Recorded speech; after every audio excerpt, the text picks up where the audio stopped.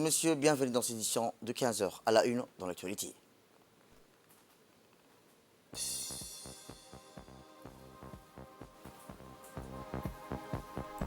À la une dans l'actualité nationale, la capitale prise au dénouement d'une pluie imprévisible hier soir et à l'aube ce matin.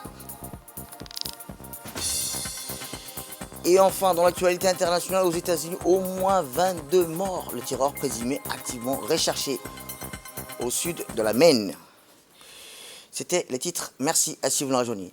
Eh bien, comme je vous l'ai dit dans le titre, des pluies intenses se sont abattues sur la capitale, prenant de courbants nombres de ses habitants. Les prévisions météorologiques annonçaient bien ces précipitations dévastatrices, mais la magnitude des inondations qui ont résulté a pris tout le monde par surprise. Eh bien, les premières gouttes de pluie ont commencé à tomber aux alentours de 3 h du matin, s'intensifiant rapidement et provoquant des inondations massives dans toute la ville. Les quartiers résidentiels, les artères principales et même la zone industrielle ont été submergés par la montée des eaux. Dès les premières lueurs de l'aube, des équipes de la radio-télévision de Djibouti se sont déployées sur le terrain pour constater l'ampleur des rues inondées. Eh bien, les autorités ont réagi promptement en mobilisant des équipes de secours tandis que les pluies diluviennes continuaient de tomber. Les images diffusées montrent des rues transformées en véritables rivières avec des voitures complètement submergées qui ont rendu la circulation difficile. Les autorités appellent insolemment les citoyens à faire preuve de prudence et à suivre scrupuleusement les consignes de sécurité émises par les autorités. Eh bien, ces pluies diluviennes rappelons tous l'importance cruciale de la préparation aux catastrophes naturelles et de la vigilance quant aux prévisions météorologiques.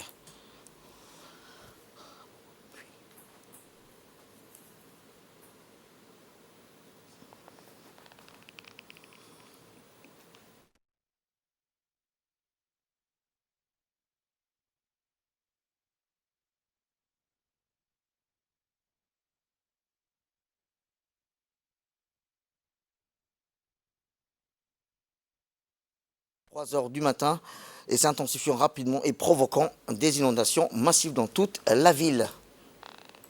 Eh bien, suite à une pluie diluvienne avec un éclat de tonnerre qui a entamé au milieu de la nuit, les agents de l'ONEAD, précisément ceux de l'assainissement, ont été alertés ayant pour objectif de mener à bien une opération de désengorgement de la ville de Djibouti.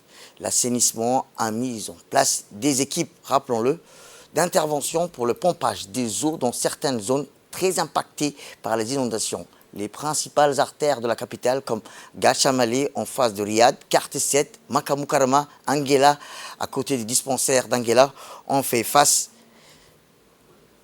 de la route FNP, l'école de Carte 6, terrain Outlet, Casino, Saline Ouest, le clinique AFI. Également, il a noté que l'ONEAD s'est attelé à rétablir l'eau courante dans les différents quartiers affectés par les intempéries et déboucher les canalisations d'assainissement qui ont été obstruées par les déchets et autres détritus. Le chef de service des grands travaux, M. Anan Moussa Mohamed, a souligné que les travaux de pompage des eaux de la pluie est presque dégagés.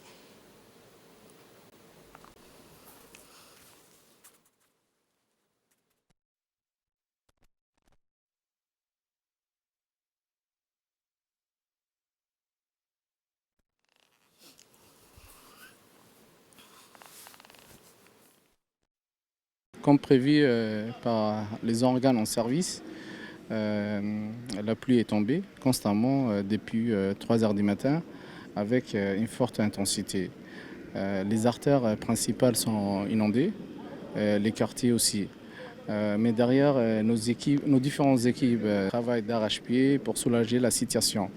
Quant au fonctionnement des ouvrages, les exutoires drainent bien les eaux, car parce que les travaux des préparations et d'éclairage ont été réalisés au préalable. Donc nous allons essayer de dégager les grandes artères et puis nous allons nous occuper de la voie secondaire dans les quartiers, Inch'Allah.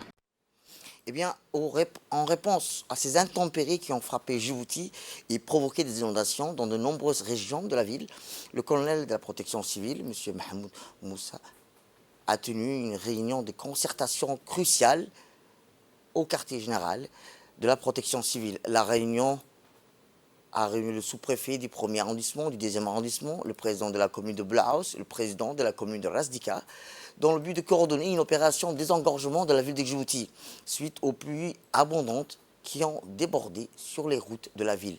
Les sapeurs-pompiers ont déployé une opération de grande envergure pour désengorger les artères principales de Djibouti.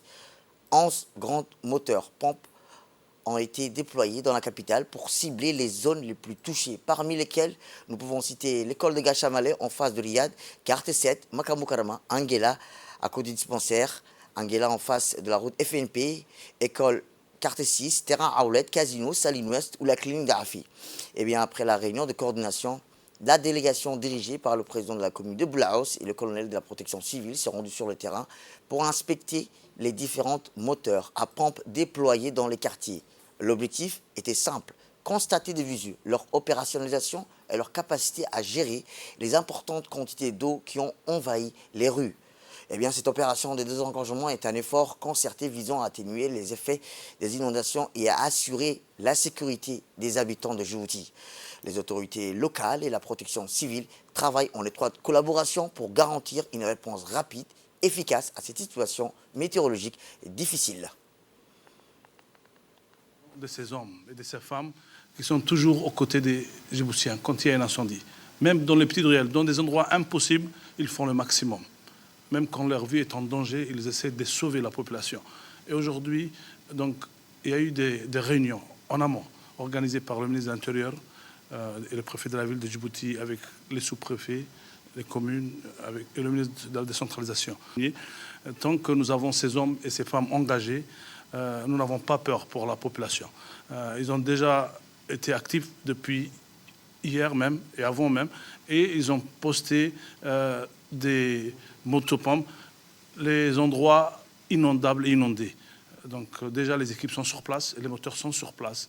Et alhamdoulilah, nous allons faire, donc la pluie va continuer et nous appelons à la population à ce qu'ils soutiennent ces hommes et ces femmes qui sont là pour le peuple et le pays. Merci.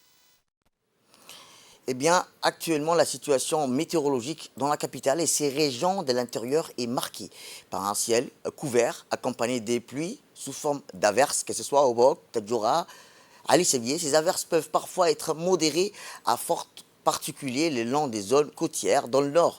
Eh bien, ces conditions météorologiques sont le résultat du passage de la cyclone Tej. De la convergence des alizés, les vents prévalents sont généralement modérés à fortes. Il est important de noter que leur intensité peut augmenter pendant les averses. Cela signifie que la prudence est de mise, en particulier pour les activités de plein air et la navigation.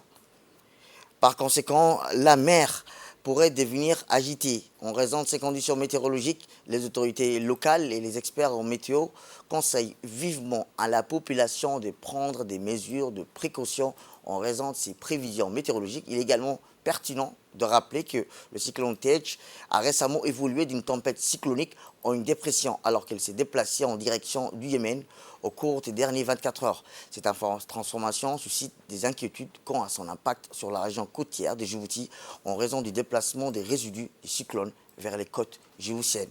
Aujourd'hui, le centre de la dépression se trouve à environ 110 km à l'ouest de Al-Ghadea, au Yémen, se déplaçant à une vitesse de 9 km vers l'ouest, nord-ouest, selon les prévisions météorologiques.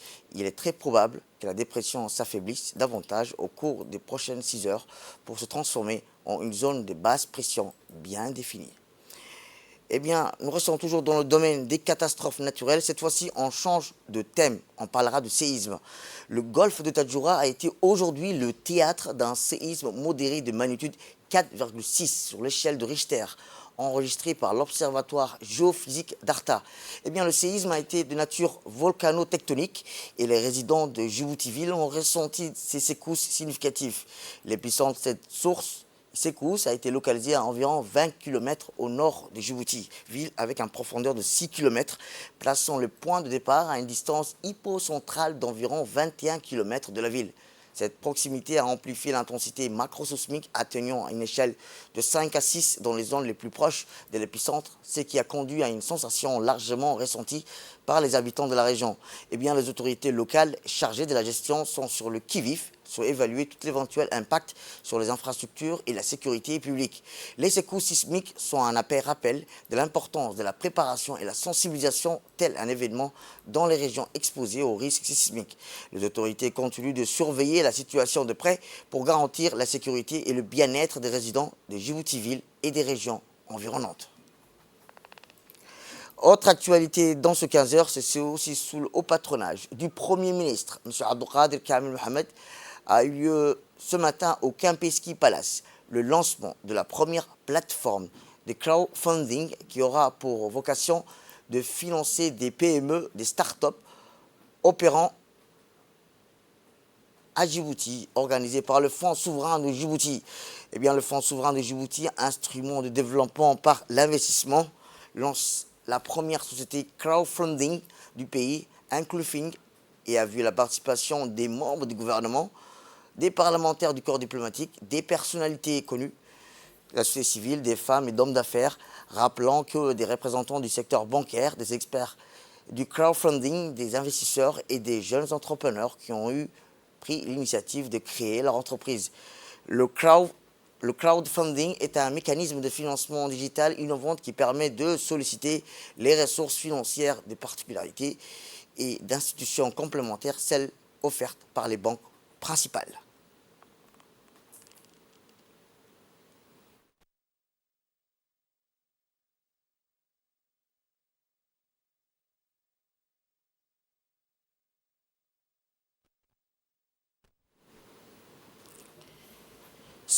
Eh bien, le Fonds souverain fait cet investissement audacieux et promet pour créer un Inclufing pionnier à Djibouti dans les secteurs de la fintech, a-t-il dit, de la finance alternative et de la finance participative.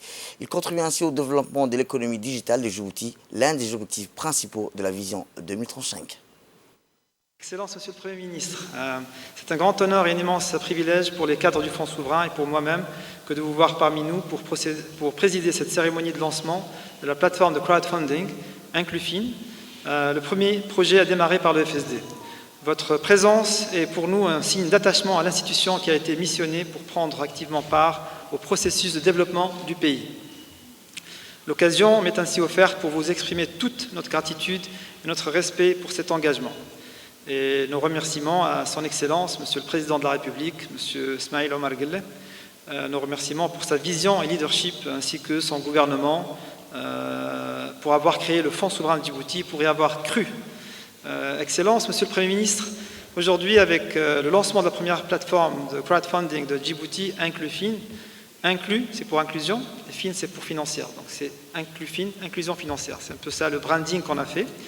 Le premier projet du FSD, et nous marquons le début d'un nouveau chapitre dans la vie de ce jeune fonds souverain qui en fait représente la phase de décollage, que j'aime bien utiliser, de cette institution, comme je l'avais promis dans le magazine de la présidence, Vision Magazine, au début de cette année. Le FSD est le promoteur et pour l'instant l'actionnaire unique d'Inclufin, et comme le FSD est à 100% détenu par l'État, au final, le mérite revient à l'État de Djibouti pour la création d'un nouvel outil pour le financement des jeunes entrepreneurs, des start-up, des PME qui doivent devenir à long terme le fer de lance de l'économie djiboutienne, comme ça se fait ailleurs. Donc initialement, c'est les phases de développement par l'État qui prennent en charge le tout en général. Ensuite, c'est le moteur du privé qui doit se développer. Eh bien, la vocation d'Inclufing est de mobiliser des investisseurs nationaux, des investisseurs de la diaspora djiboutienne et des investisseurs internationaux pour financer les PME, les start-up opérant à Djibouti. Écoutons le Premier ministre. L'événement qui nous réunit ici aujourd'hui revêt un caractère tout particulier puisqu'il vient de poser des jalons d'une nouvelle ère et d'une nouvelle étape dans la modernisation de la finance djiboutienne.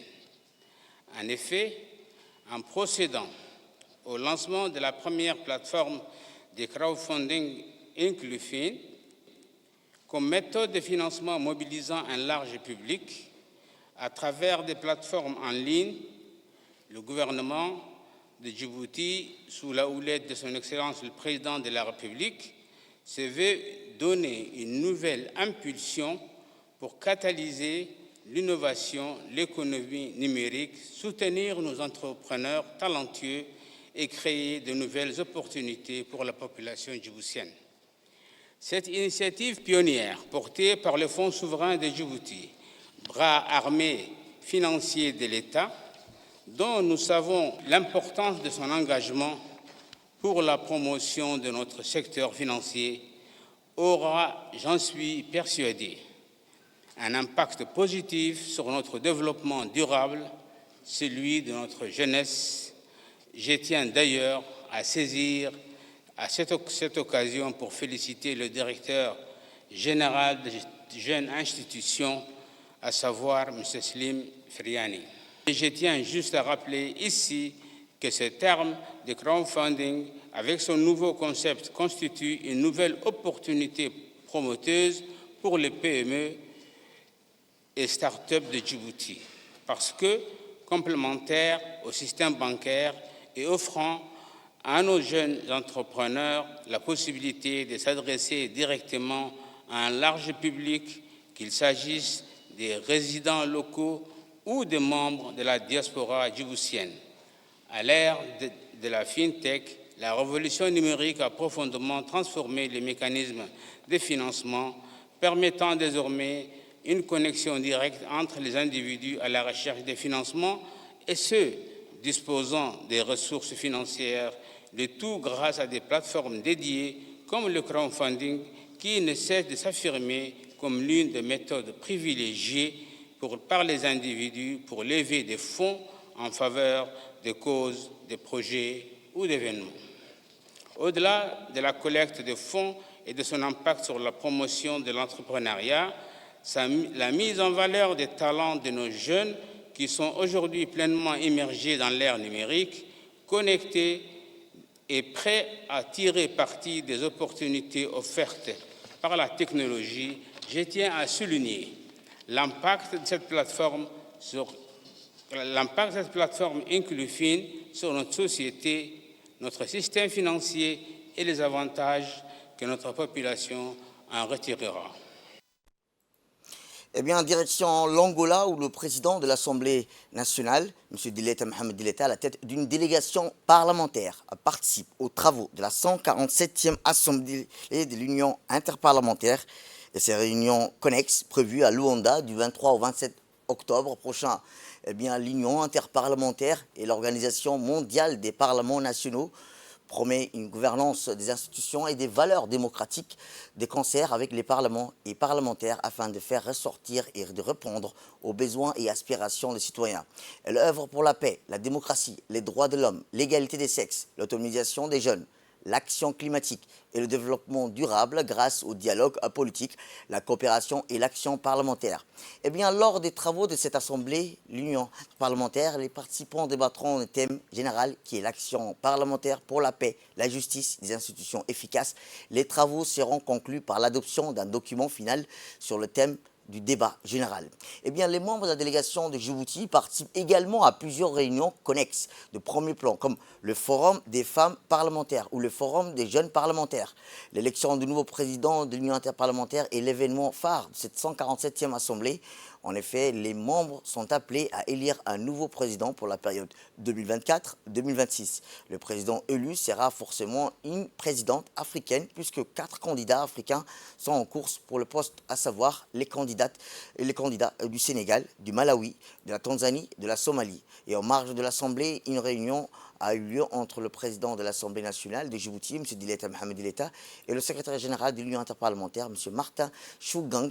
Le président du Parlement national de Djibouti et le SG ont signé un accord de coopération qui a pour objectif la collaboration entre les deux partenaires dans le cadre du projet de promotion de l'égalité entre les hommes et les femmes en politique.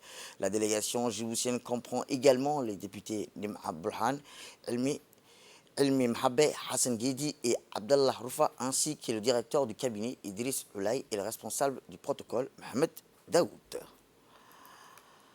Et dans une déclaration accordée à la télévision nationale, aujourd'hui, l'ambassadeur de Palestine à Djibouti, M. Rouad Abu Hamcha, a exprimé ce matin sa ferme condamnation de l'agression israélienne sur la bande de Gaza depuis le 7 octobre dernier, soulignant la nécessité de prendre des mesures concrètes par la communauté internationale pour mettre fin au massacre auxquelles le peuple palestinien est exposé. Il a affirmé que le peuple palestinien résiste à l'occupation israélienne qui occupe ces terres depuis 75 ans, soulignant que les raids israéliennes dans la bande de Gaza ont jusqu'à présent entraîné la mort de 6700 martyrs, dont 2750 enfants et plus de 1600 femmes, en plus de 400 personnes âgées, environ 1800 personnes ont été blessées aussi.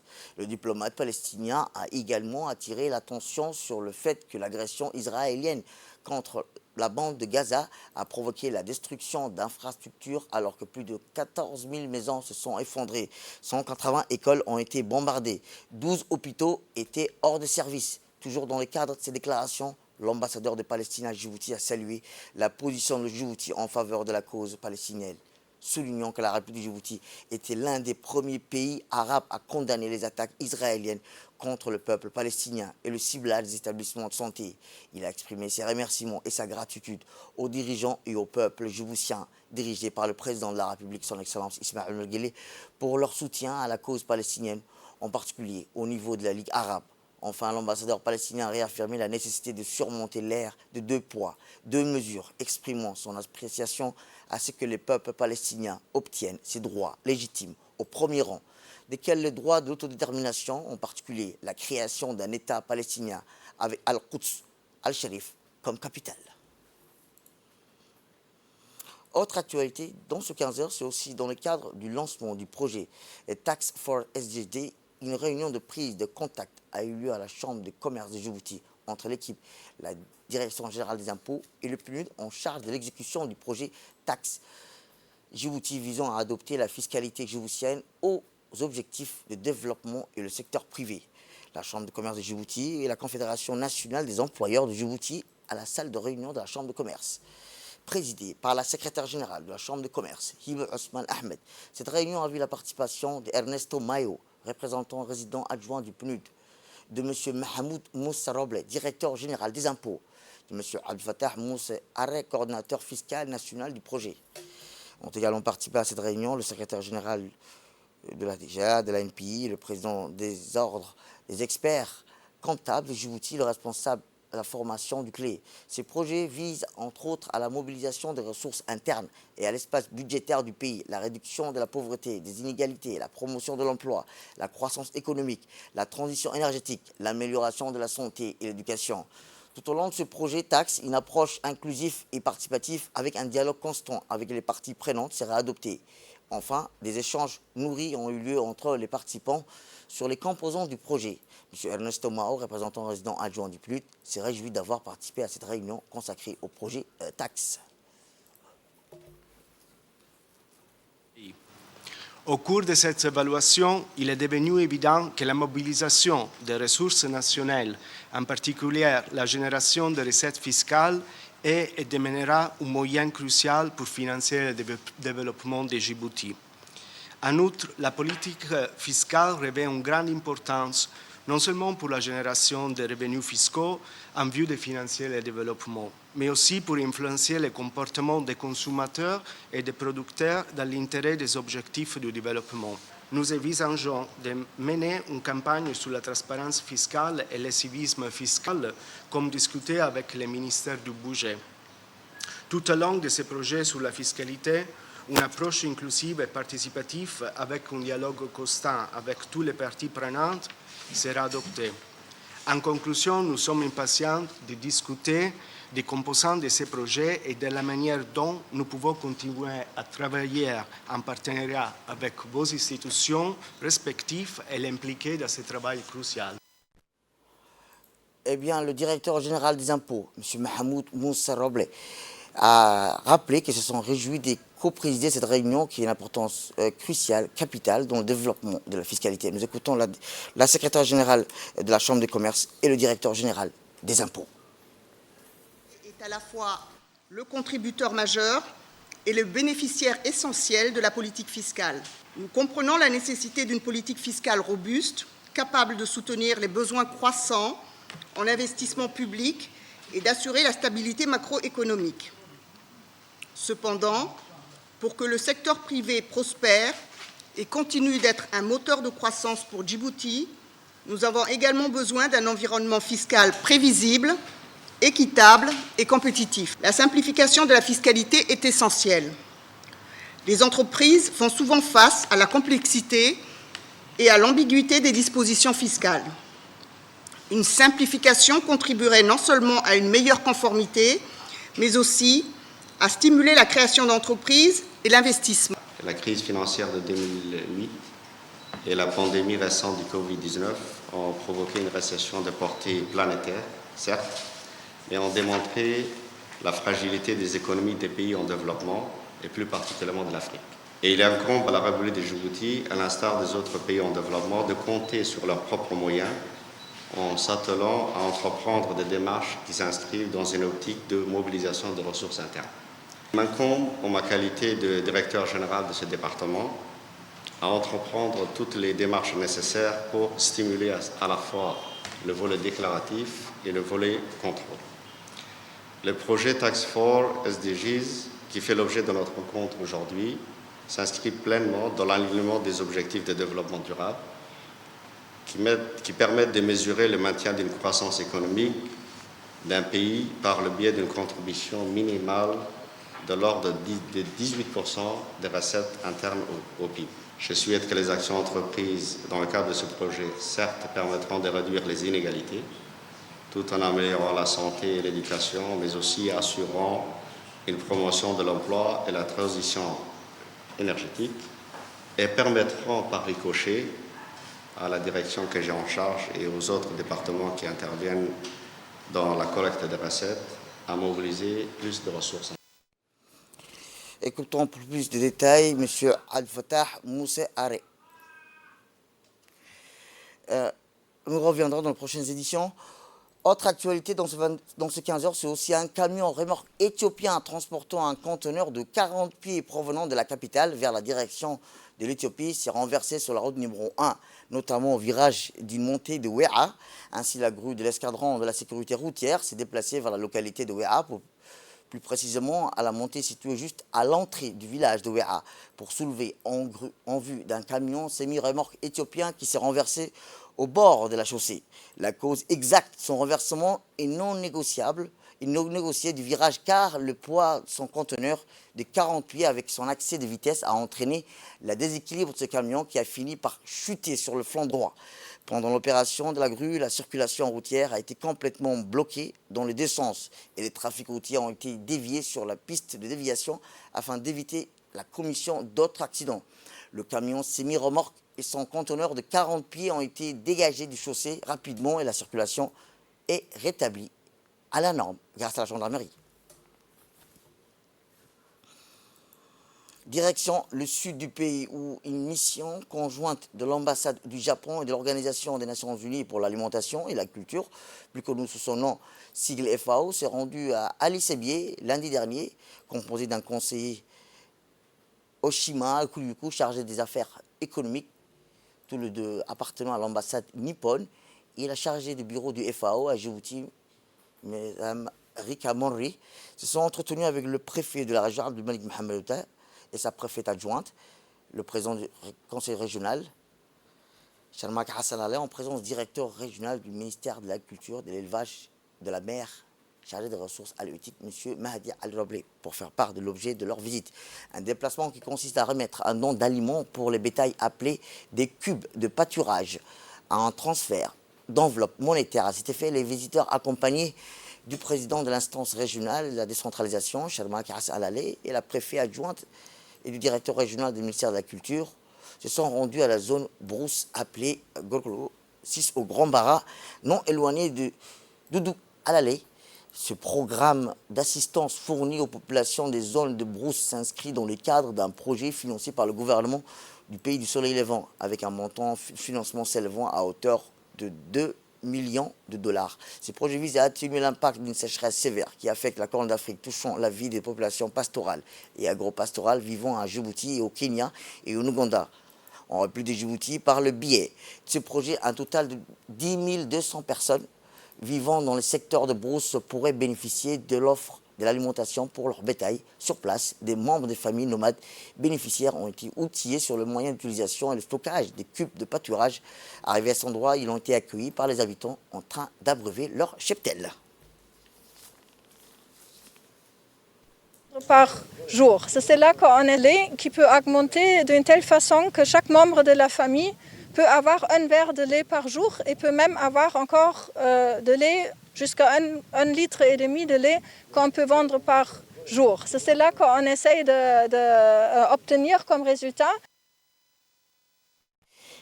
Eh bien, le chef coutumier du secteur a annoncé que ce don de sacs de bétail offert par le Japon à travers l'Organisation des Nations Unies pour l'alimentation et la culture, les FAO, et le ministère de la Culture ainsi que l'élevage mergent des ressources halieutiques et soulagera le bétail qui se compteront du pêche d'herbe, pâturage disponible à l'instar des autres intervenants. Ils ont fini par adresser ces remerciements en son nom au nom des ménages bénéficiaires du gouvernement du Japon. Écoutons l'ambassadeur. C'est un grand honneur pour moi de participer avec vous aujourd'hui à la cérémonie de remise d'alimentation pour le bétail et le transfert monétaire dans le cadre d'un projet financé par le gouvernement du Japon. Avec un montant de financement s'élevant à 2 millions de dollars, ce projet vise à atténuer l'impact d'une sécheresse sévère qui affecte le Corne d'Afrique, population pastorale et agro-pastorale vivant à Djibouti, au Kenya et en Ouganda. Par le biais de ce projet, un total de 10 200 personnes vivant dans les zones rurales de la République de Djibouti pourra bénéficier de la distribution de l'alimentation pour leur bétail. De plus, de principaux agriculteurs pourront suivre une formation qui porte sur les moyens d'utilisation et de stockage pâturage. Et assistance au développement socio-économique durable, contribuant à la stabilité régionale. C'est le principe de base de la politique de coopération du développement du Japon pour la République de Djibouti. Aujourd'hui, nous nous trouvons donc à Qalqalla pour la réception de dons d'aliments de bétail et un transfert monétaire fourni par l'ambassade du Japon. Avec donc le changement climatique, nous assistons à une insécurité alimentaire. Et ceci répond donc à ce changement climatique. Ce don permettra donc de changer la vie des habitants ici à Qalqalla et donc permettra donc comme l'a déjà cité et dit la représentante, permettre de stimuler donc la production de lactation des chèvres. Je vous remercie pour cela. Merci au gouvernement japonais, à ce donc, peuple, frères et amis du Japon. Et merci donc à tous qui ont contribué à ce acheminement jusqu'à ici. Et dans l'actualité internationale, le président égyptien Abdel Fattah Al-Sisi a reçu son homologue français Emmanuel Macron au Caire. Ce dernier s'est adressé aux pays arabes après une escalade à Israël, rappelant que ces derniers s'est adressé aux pays arabes après une escalade en Israël, martelant en Jordanie que tous les vies s'étalent, et c'est en Égypte qu'il a plaidé pour la paix en vue de la création d'un État palestinien, annonçant l'envoi d'un navire hôpital à Gaza. Un avion français chargé de matériel médical atterrira jeudi en Égypte et d'autres suivront, a ajouté Macron, alors que l'aide humanitaire arrive depuis samedi au compte-gouttes à Gaza via l'Égypte, unique pays à savoir et à avoir un point d'accès à Gaza qui ne soit pas aux mains d'Israël. Le président égyptien, de son côté, exhorte Israël à éviter une invasion terrestre de Gaza. Cette opération ferait un grand nombre de victimes civiles, a plaidé M. Al-Sisi. Elle serait une erreur car elle ne pourrait pas protéger Israël dans la durée et ne serait pas compatible avec le droit international humanitaire. L'attaque rappelons-le, Israël bombarde Gaza pour liquider le Hamas. Les autorités locales ont recensé plus de 6500 morts, majoritairement des civils, dont 2700 enfants.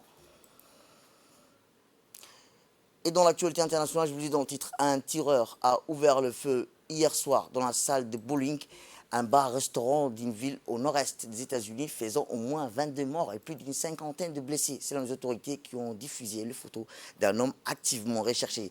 Ces tueries se sont déroulées à Lewiston, la deuxième plus grande ville de l'État du Maine, où la population a reçu pour instruction de rester confinée face aux dangers posés par l'homme armé et dangereux.